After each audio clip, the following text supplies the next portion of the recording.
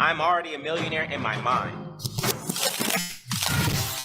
I don't see it yet, but I believe it now. In the same way a seed is called by its finished form, I'm accepting my divine inheritance as a child of God. I'm meant to have life and have it more abundantly. My treasure on earth shall correspond directly to the treasure in the heaven of my mind. Abundance is my birthright. Ashe, amen, and so it is. My name is Julian Gordon, and I'm author of Rich and Righteous: Spiritual Secrets to Mastering Money, Manifestation, and Your Mind. After becoming a multimillionaire through real estate investing, I was moved by God at the beginning of the pandemic to share my money mindset that allowed me to quit my job in January of 2009 at the bottom of the last recession and achieve full financial freedom. I own my mental real estate before I own any physical real estate. This book is like some of your favorites: Rich Dad, Poor Dad, As a Man Thinketh, Think and Grow Rich, and the Bible all in one. But the divine downloads and thoughts that are in here are 100% original and came for a 6-month period at the beginning of the pandemic. This book is normally $100 on Amazon if you went there right now, but I want to give you access to it for free by inviting you to our next reading group. Yes, the reading group is 100% free. Every weekday for 100 days straight, I'll be reading and discussing the 10 money commandments in the book that make money come to you in your life easily, more frequently, and abundantly. And it will take about 30 to 45 minutes as we read 3 to 5 pages per day until we finish the book and reprogram your mind around money. Why 100 days? Well, if you are 30 years old, you've lived for 10,950 days. And we have to deprogram and reprogram the negative, scarcity-based money mindset society has taught you. And I believe I can do that in just 1% of the time in about 100 days. I'm done with shelf help. You know, when you buy a book to change your life, but you never read it, it just sits on your bookshelf and collects a whole bunch of dust. We off that. When is the last time you had an author actually read their book to you out loud because they cared about you getting the information in your soul? I'm not just here to get this book in your hands. More importantly, I want to get it in your head and your heart, because that's where the real transformation occurs, in the conscious and the subconscious mind. As scripture says, be ye transformed by the renewing of your mind. This is not the type of book that you just read once. To renew the subconscious mind requires repetition over and over and over. So if you joined us last time, I encourage you to join us again. I myself have read this book over 10 times already. So click the link to join our next reading group, and when you sign up, I'm going to give you the first 2 chapters of the book for absolutely free on what is money and abundance is your birthright, so that you can start your journey to a more abundant life today.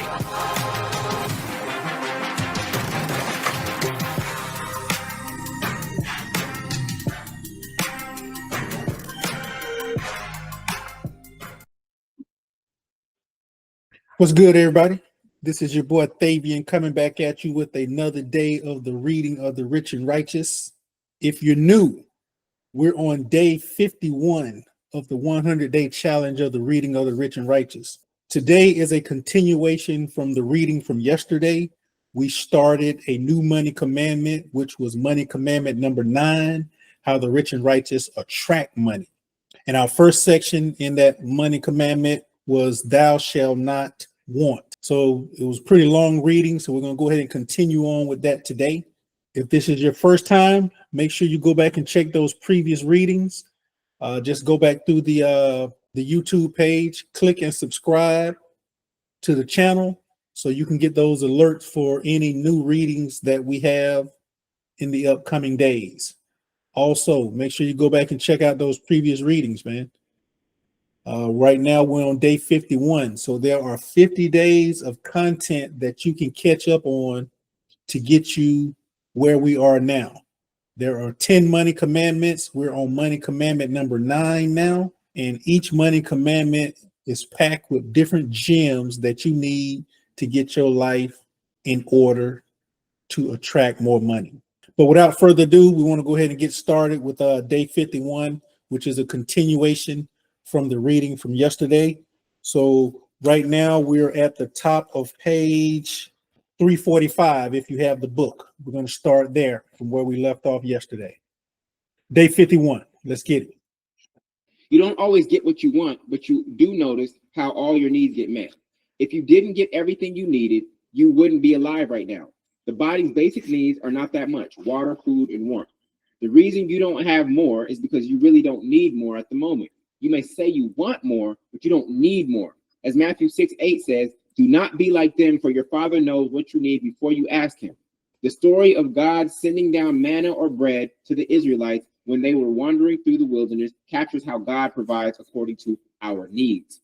Exodus 16 through 20 reads, Moses said to them, this is the bread which the Lord has given you to eat. This is what the Lord has commanded. Let every man gather as much of it as he needs.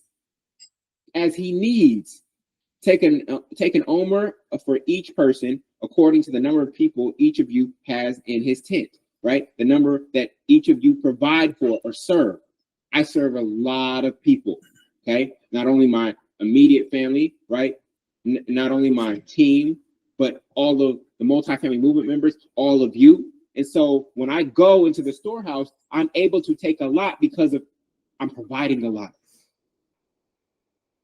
I actually need this much bread. I need some truckloads to be able to serve and feed and bless all of these people, including myself. Okay, I have to eat too, right? The Israelites did so, and some gathered much of it and some only a little. When they measured it with an omer, he who had gathered a large amount had no excess. See, no excess was the key. Some of you would take the $1 million and you would have excess. This is why you don't really need it. If you have excess, then you don't really need it. And he who had gathered little had no lack. Every man gathered according to his need, right? Moses said, let none of it be left overnight until the next morning. But they did not listen to Moses. And some left a supply of it until morning, meaning they had more than they needed. And it bred worms and became foul and rotten. And Moses was angry with them. We are given or able to go into the storehouse and take according to our need, not to our want.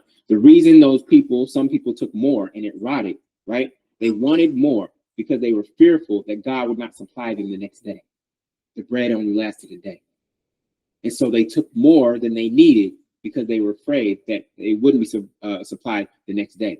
But if you have true faith in God and you are at the peak of wealth consciousness, you know that all your needs will be met and that you'll be supplied every single day. We're the only animal, with the exception of some animals who, of course, store up and hibernate for the winter. We're the only animal who operates like this year round, just trying to have more because we're fearful that at some point God is going to stop supplying for us. Okay? In this case, every family's needs were met according to the size of their need.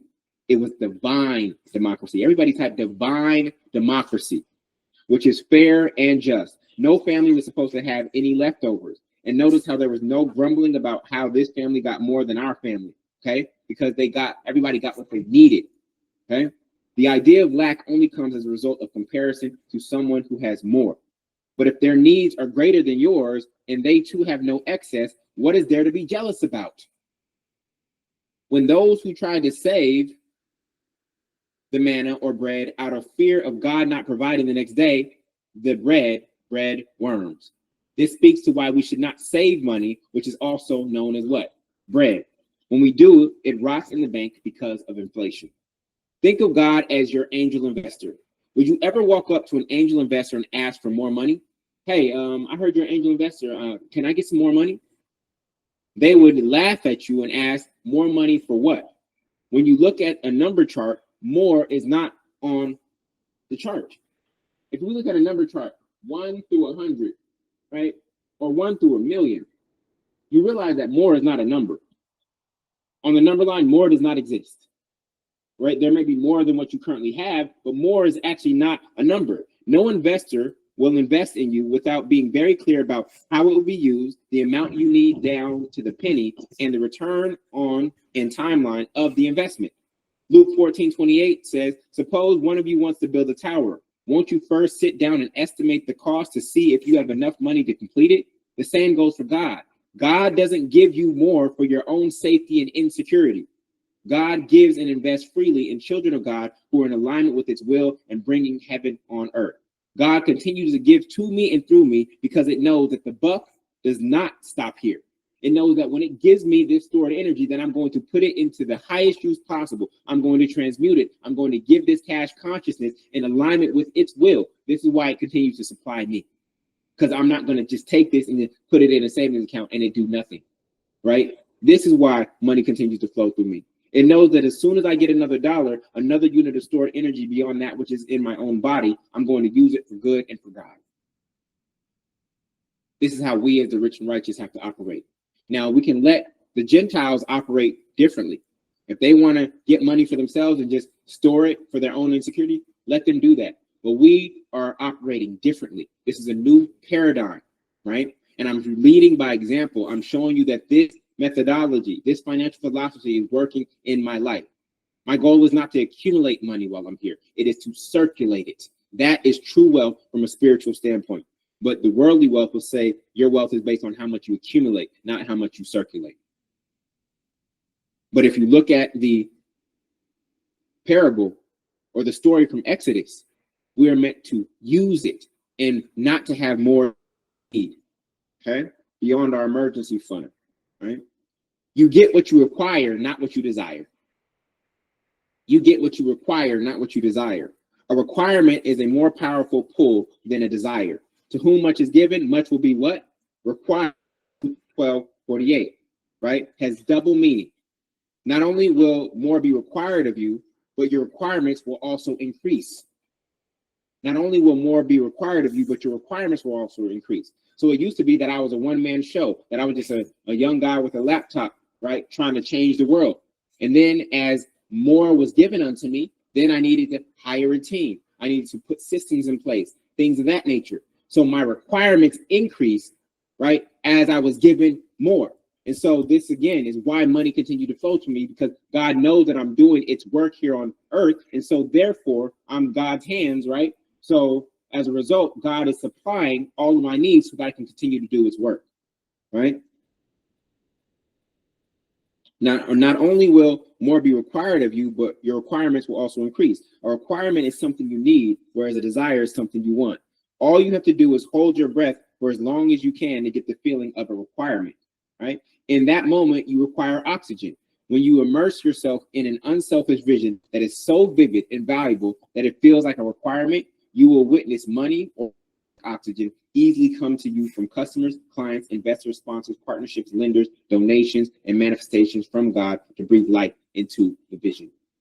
I'm going to repeat that. When you immerse yourself in an unselfish, remember, most vision boards are selfish. Oh, I want this car. I want this house. I want to go on these vacations. That's cool, but that's secondary. When you immerse yourself in an unselfish vision where you are serving God's other children, your brothers and sisters, that is so vivid and valuable to you in your mind that it feels like it is a requirement that you must do it, that's when the floodgates start to open. There's a difference between being needy and having needs, okay? There's a difference between being needy and having needs. Needy repels what you desire, right? You ever had somebody around you that's needy, always asking for stuff, right? Just always in need, never having enough, and you give and you just know it's going into a bottomless pit, right? Needy repels what you desire, whereas a real need attracts it. You want to make your desires or wants real needs like water, housing, and food. I need to do this work. My food, as Jesus said, my food is to do what? The will of the Father. My food, that means that it was a need. My food is to do the will of the Father, right? So this work, my purpose, the multi-family movement, rich and righteous, this is a requirement for me like food. It is on the same level of food for me, okay? Not wanting anything is one of the not wanting anything, okay? Again, the title of this chapter was Thou Shalt Not Want. Not wanting anything is one of the keys to attracting everything you want. Not wanting anything is one of the keys to attract everything you want. Something becomes a need when you reach a point where you will do whatever you need to do to get it. So when you can try this in the dating realm, not saying you don't need a man, but saying I don't have to have it, right? Where I'm in my me season, right? When you enter into your me season, what starts to happen? All of a sudden you start attracting all these people, whether you're a man or a woman, you in your me season, you like, yo, I don't need this right now. I don't need this right now. And all of a sudden starts coming. So again, not wanting, right? Getting out of the state of wanting, right? Getting out of the state of wanting actually is one of the keys to attracting everything you want. Because again, as the first sentence of this chapter was what? When you want something, you stay in a state of wanting. As Michael Beckwith says the universe hears I want as I don't have.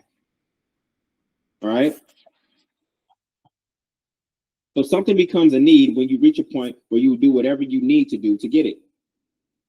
Are you willing to do the hard work internally of transforming yourself from the inside out and becoming who you desire to become to easily, are you willing to do the hard internal work of transforming yourself from the inside out and become who your desires come to easily and effortlessly? Listen to the words, and become who your desires come to easily and effortlessly, right? That is the becoming. When we try to bypass the process, that leads to debt and slavery. A slave, the acronym is steadily living above value earned. A slave is someone who is steadily living above value earned. You needed that high-end car, big house before you actually earned it, and therefore had to take on debt. And now you are bound by the image you've projected on social media and to other people because you pulled up in the car, because you took a picture in front of the house, etc. Now you're bound by that. Okay. This is why one credit card is named MasterCard, because once you spend above your value earned, now you have a new master, and another one is called Visa, because your money is about to take a one-way trip away from you and leave you with the emotional baggage. We must learn to discern between wants and desires versus needs and requirements. You must be clear about your requirements because each level will require a different being and doing, which leads to a different having. Rather than saying, I want a lot of money, you must get more specific because money alone won't motivate you for long. Write down the things you want and why, and calculate the cost of that lifestyle. Now you know exactly how much you need, and you converted a general want into a specific need.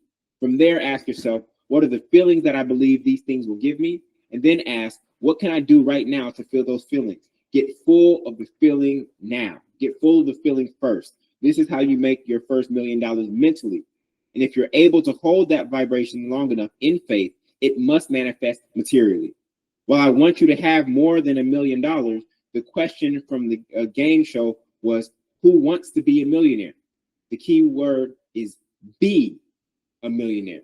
Okay, become a millionaire because of who you will become, not just what you will have. Become a millionaire because of who you will become. That is the real joy of becoming a millionaire, not just what you will have. Your needs and requirements of yourself simply aren't high enough or don't encompass everything you experience. When you need something, you don't wait for the conditions or people to change to make it easier for you to get it. Instead, you change yourself. You become better. You become more focused. You become more creative. You become more valuable. The easiest path to everything you want is through you, not through someone else. In John 14:6, Jesus said, I am the way, the truth, and the life. No man cometh unto the Father but by me.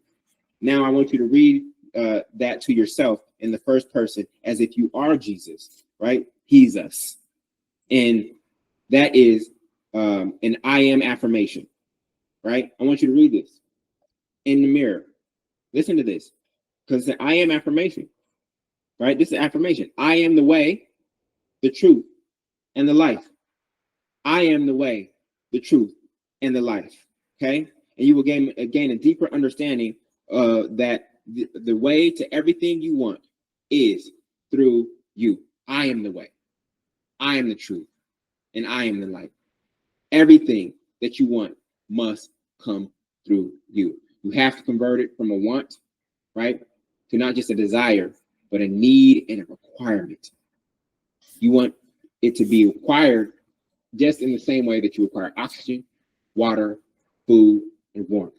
And if you elevate it to that level, because a need is strongly energetically charged, then your environment will start to shift and start to supply that need for you. Again, that need can't just be for you, though.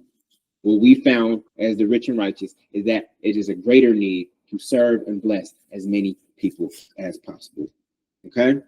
So with that, there is an exercise in the ritual workbook. It's called the Do I Need $1 Million exercise. The Do I Need $1 Million exercise. All right. And so I want you to complete that. I want you to complete that. Do I need $1 million? It's just one page. It's on page 91. So complete that when you get a chance. For those of you who don't have the Rituals Workbook, you can go to richrightnow.com/store to get that if you only have the actual Rich and Righteous book. And that concludes today's readings. All right, this concludes day 51. Day 51 is officially in the books. What are your takeaways? This was a pretty long section. Like I said, we divided it up into 2 days. Just completed the remainder of the reading, which was Thou Shalt Not Want. What are your takeaways? One takeaway for me, man, if you go back to previous day reading, Julian was talking about how you want to be a millionaire, you want to have $1 million, but do you need $1 million? There's a difference between a want, and God supplies you with your needs first. So you have to put yourself in position to actually need $1 million. Current lifestyle warrant you needing $1 million. Will you have leftover after paying all your bills, making sure your family is straight? The idea is to not have leftover, not have lack. And that's what most of today's reading was about. You know, do you need $1 million? You have to put yourself in position to need $1 million. And then if you want $1 million, you need to become a millionaire. You don't want to be a millionaire because you have $1 million. You need to become a millionaire. There's a difference. Be, have, your. Remember that in previous readings, behavior. You must start being the person that you want to be. So right now you need to be a millionaire in order to become a millionaire. You need to be a millionaire in your mind. And he also discussed changing your language pattern. Change, when you say I want, change that to I need. Once you start realizing that you need something, you work harder towards getting it. When you want something, you're not as aggressive to go get it. But when you need it by any means necessary, you need it. The light's about to get cut off and you need $100 to turn and keep the lights on. You would figure out a way to get that $100 because you need it before the lights get turned off versus you want it. So change your language from I need, changing language from I want to I need. And that will definitely help you with the manifestation. And my last takeaway, stop being needy. People that are needy repel what they desire, and real needs attract. So needy repels and real needs attract. I know you have conversations with people. I need this, I need that, I need this, I need that. Well, eventually you start avoiding people like that because they always need something. But real needs, when somebody really needs something, it will gravitate towards them. I remember I was in the store one time and this lady was coming up short on her register. She had a whole bunch of stuff in the buggy. She had them put it up there. They had them calculated it and she didn't have enough money. I guess I was her manifestation piece because she really needed those items. So I fronted the bill on the difference in order for her to get everything she needed in her buggy so she could bag it up and get out of the line. Once again, those are my takeaways. Make sure you document your takeaways. All my new people, click the link below, grab a book, man. Also, like and subscribe to this page so you can go ahead and get future notifications on future readings, and go back and check out those previous readings so you can get caught up, man. 51 is officially in the books. See y'all on the next read. Salute.